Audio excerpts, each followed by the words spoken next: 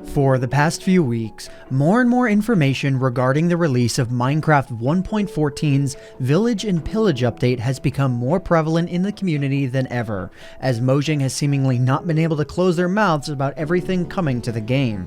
And that's a good thing. With Mojang, it typically feels like whenever they've got something to share, they talk about it with a ton of excitement and they talk about it a lot. And right now, we're definitely feeling it. On Wednesday, October 24th, Mojang officially released 18W48A and B, bringing us the first ever Java Edition 1.14 snapshot. And boy, is there more than we expected in this one. In this video, we're going to do a rundown of nearly everything in this snapshot. While we may or may not miss a few things along the way, we're going to try our best to show you as much as we possibly can within this video. So, without any further ado, let's get right into it. Now, let's get the biggest elephant in the room out of the way. Loading up a world, you'll finally see the game's brand new textures are now the default option in-game. And honestly, most of them look kind of nice. From various mobs to blocks, item sprites, and more, everything seems way more vibrant and refined than it did before. Blocks like glass and obsidian have been completely changed, while others have been just slightly polished. While these textures certainly look like they all belong together now, for me anyways, seeing classic items like diamonds and the golden apple look way different than they used to is still a little bit weird. Only time will tell if we'll actually get used to them. On the Minecraft website, it says they're still looking for feedback, so be sure to make your voices heard if you have something to say. Unlike the original Bedrock Edition beta, bamboo forests are actually generating in the Java Edition snapshot, and in them you'll occasionally find pandas. Seeing the bamboo forests in action and in the size that they occupy definitely makes them an interesting addition to the jungle and easily makes the jungle way more lively. Seeing a giant forest of bamboo off in the distance is sure to get players excited. Currently, scaffolding isn't in the Java edition of the game, but as you'll see from the rest of the video, I wouldn't be too shocked if it comes extremely soon. Now, if only jungle biomes didn't lag so much. Hopefully, as 1.14 progresses, some of 1.13's performance issues get addressed as well.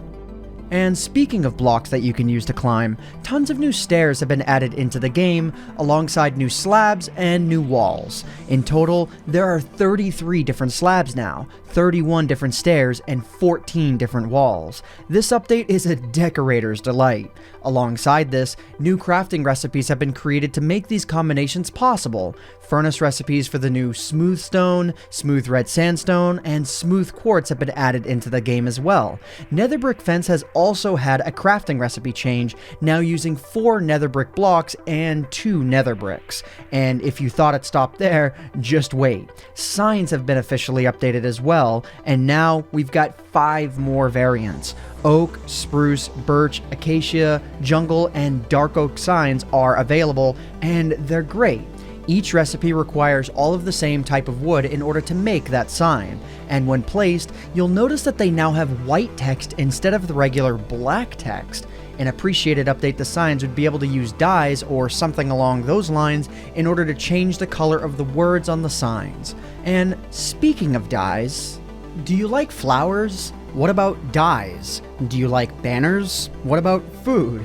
If you answered yes to any of these, then Mojang has you covered with this update. From this point forward, white, black, brown, and blue have officially been separated from their bone meal, ink sac, cocoa bean, and lapis lazuli counterparts. Using the items in a crafting grid will now yield their own dyes. But on top of that, for all colors except for brown, new flowers have been added into the game to give players more ways to obtain these colors.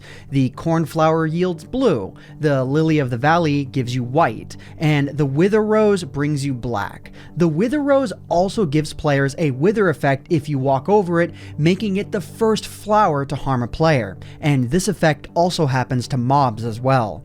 If you find yourself wanting to make items with these new and improved dyes, the loom is just the thing for you. Do you hate making banners? Well, this new item makes it easier than ever to make banners. Being crafted with 2 string and and any type of wood will give you the brand new loom block with its own GUI. The loom has a place for a banner, a die, and the brand new banner pattern item. Banner patterns are created with items such as the Oxeye Daisy, the Creeper Skull, the Wither Skeleton Skull, the Enchanted Golden Apple, and a piece of paper. Creating this item will yield an item allowing you to use one of these rares repeatedly to make as many banners as you want. Using the pattern will not consume the item in the loom, letting you make rare banners without some sort of massive loss. On top of all of this, Flowers are officially able to make a new food item known as Suspicious Stews. Suspicious Stews can also be found in buried ship treasure chests, but the downside to finding them is not knowing what they might yield. Making a stew with a red mushroom, brown mushroom, and any flower will yield a food item that essentially gives the player a brief potion effect for a few seconds as opposed to a few minutes.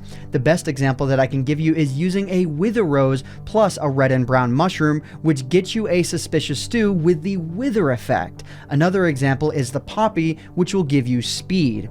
On screen is all of the flowers and what effect they will grant you. This one is definitely worth checking out. So next up's a big item. The very much anticipated crossbows have already been added into the game.